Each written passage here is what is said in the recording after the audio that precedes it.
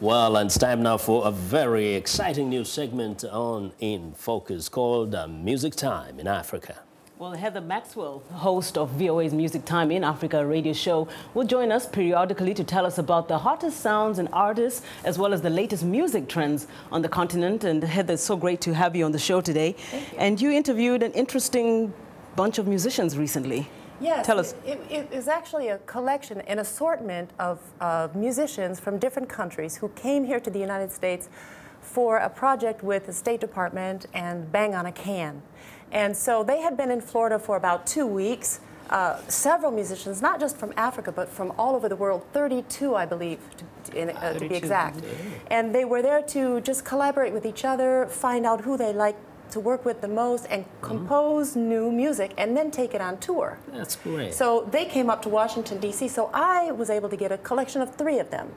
Kato Change from Kenya, Elio Vanimal from Mozambique, and Koyade Kuti from Nigeria. And actually they were saying they really had never played together as an ensemble until they arrived here at VOA. Yeah. And we got some clips from the interview you had with them, the music first, isn't it? Yes. I guess we can... First is Kato Change from Kenya describing the program. Then we have music. Okay, how about that? We'll listen to Kato Change for a second. Right.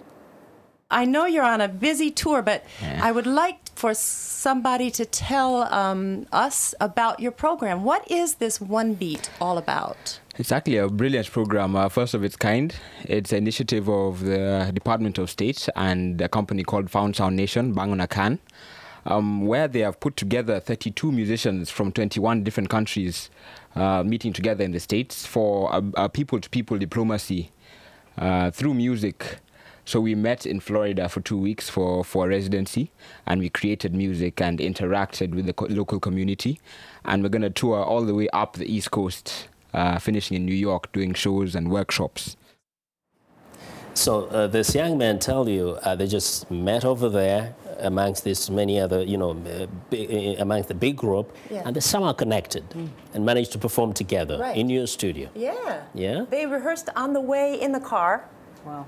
And they came up with their own stuff, and a few of them had already been working on their own songs, and then since they're pretty accomplished musicians already, they were able to just join in and support the others. I know you're going to give us some actual audio of the group, but it's hard to believe that they just literally trained along the way to come and see you, because they sound like they're in unison, and to think that they're also singing in different languages. They're from 21 different countries, yet they just clicked. I think it's the power, the fact and the power of them had been in two weeks in Florida. You get open to, susceptible to music and the feeling of it, and so I think because of that they were quick.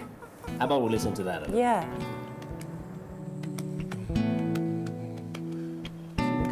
Yeah. So, listening to them, I listened to them a bit earlier. You feel that the music is so different. I mean, most young men today are kind of buying into the hip-hop, kind of Western type of music, but they're so soulful, they're so spiritual. That's what I loved about this group. They're playing real instruments, they have genuine talent, they're creative. The one in the middle from Mozambique is using his body as a percussion. Yes. It's fantastic. And his mouth. You see him occasionally doing it. Because I was wondering where that pop sound was coming from. It is him. It's mouth. They say a human being is an instrument. Exactly. We are musical instruments if we know how to use it. Yeah. They're amazing people. You know, Max, rather, I call you Max. Thanks, Heather. Okay.